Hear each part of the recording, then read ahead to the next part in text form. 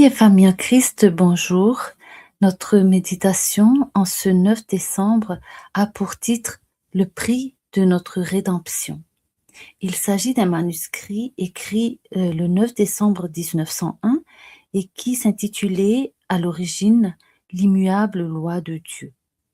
Notre verset se trouve dans Philippiens chapitre 3, le verset 20.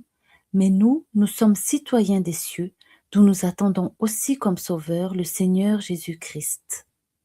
Tandis que le Christ montait vers le ciel, les mains tendues pour bénir ses disciples, une nuée d'anges le reçut et le cacha à leurs yeux. Les disciples, forçant leur regard, cherchaient à apercevoir une dernière fois leur Seigneur, quand deux anges, se détachant de la joyeuse armée, s'approchèrent d'eux et leur dirent: Hommes galiléens, pourquoi vous arrêtez-vous à regarder au ciel? Ce Jésus qui a été enlevé au ciel du milieu de vous viendra de la même manière que vous l'avez vu allant au ciel. Actes chapitre 1, le verset 11. Les disciples furent remplis d'une grande joie.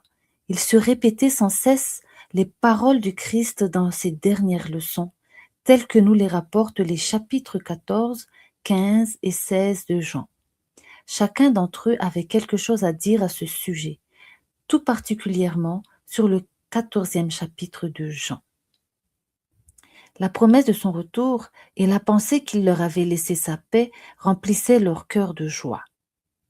Satan a fait ses prisonniers des hommes et des femmes. Il les réclame pour ses sujets. Quand le Christ vit qu'aucun être humain ne pourrait devenir l'intercesseur de l'homme, il se jeta lui-même au cœur du combat et lutta contre Satan. Seul le Fils unique de Dieu pouvait délivrer ceux qui, par le péché d'Adam, avaient été soumis à Satan. Le Fils de Dieu donna à Satan toutes les occasions voulues d'exercer son art sur lui. L'ennemi avait tenté les anges dans les cieux, puis le premier Adam.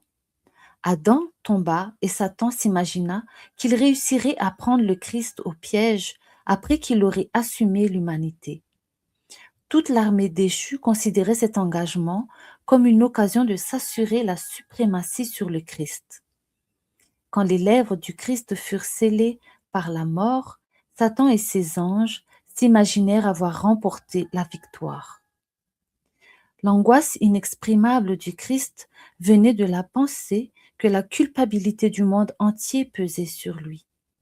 Dans cette lutte mortelle, le Fils de Dieu ne pouvait compter que sur le Père céleste, et uniquement par la foi.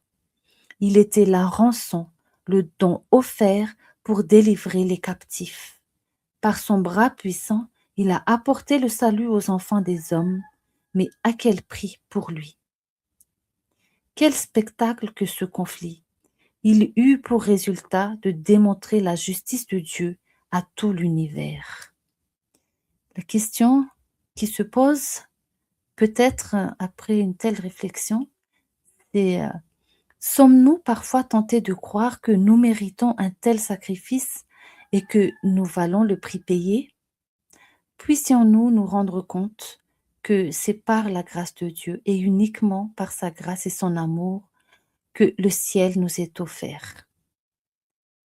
Merci d'avoir partagé ce moment et à bientôt pour de nouvelles méditations.